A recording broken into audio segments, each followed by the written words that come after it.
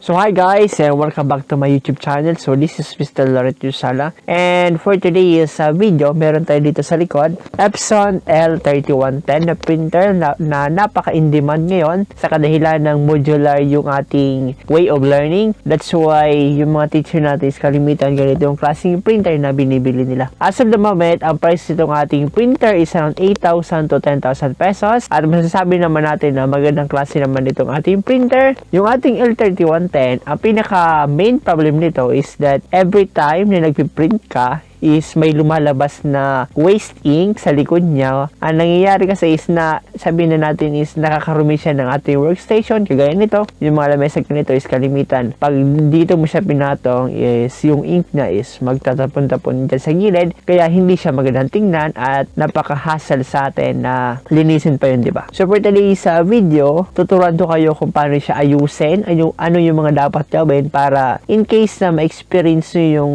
ganon na tumatapon yung kanyang waste ink is alam niya yung susunod na gagawin at alam niyo na rin kung paano ayusin. So ito yung ating printer at tatanggalin natin itong ating tali.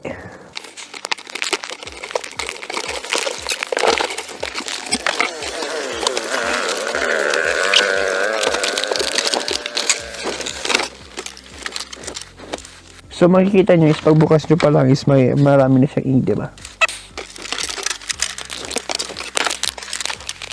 So kakalinis po, pagkuha pa ng ating printer doon sa lagay is makikita is napakaraming ink na yung natapon. Ibig sabihin is punong-puno na yung kanyang waste ink tank.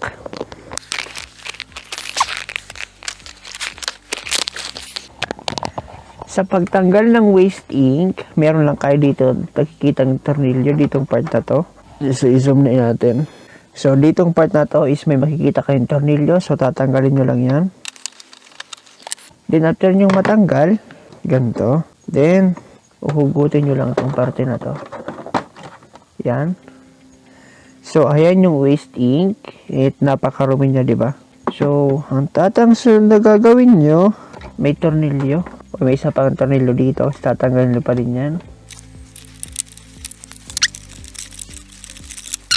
So, ito na yung magiging waste ink natin or yung mga waste ink is dito dapat lahat pumapasok. So, ang nangyayari is napakapuno niya. That's why yung mga ink na tumatapon is diretso na dun sa baba o dumidiretso dito palabas at hindi na pumapasok dito kasi nga makikita niyo is punong-puno na siya or puno na talaga siya ng ink. So, ngayon, ang gagawin natin is lilinis natin to. Tatanggalin natin yung mga ink na sobra.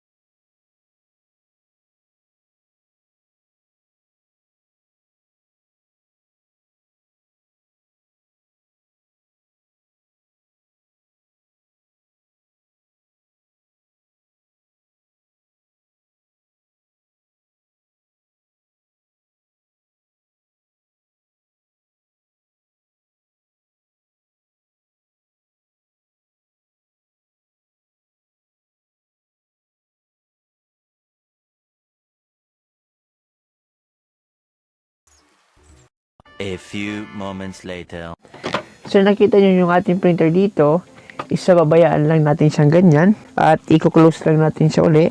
Pero wala pa yung kanyang waste ink pad. Kasi nga, yung waste ink pad niya is nandun pa sa labas. At kailangan natin siyang patuyuin ng at least 1 to 2 days para mawala talaga yung tubig dun sa mga absorbent pad niya. Kung meron ka naman tinatawag natin yung mga heat gun or yung any device na pwedeng patuyo ng ating waste ink pad na mas madali pa rin is mas maganda siya. Pero since nandito tayo sa isla at wala akong mga gamit na ganyan, binibilid ko siya dun sa araw na at least one day. Then after that, saka ko siya ibabalik dito and yun, same lang na. Tapos nang ayusin na yung ating printer. Ang pinaka-disadvantage talaga, sabi ko kanina is ganito. So, napakarumi niya sa kamay. Pero kung meron ka ng mga gloves, na plastic gloves, is mas maganda yun. Pero sa kasamang pad is wala nun dito sa isla. Kaya matitis tayo, lilinisan natin yun ng sabon or kahit kerosene siguro o yung pwedeng patagal ng dumi dyan. So, thank you for watching and please don't forget to like and subscribe to this YouTube channel. And for more informational video, you can comment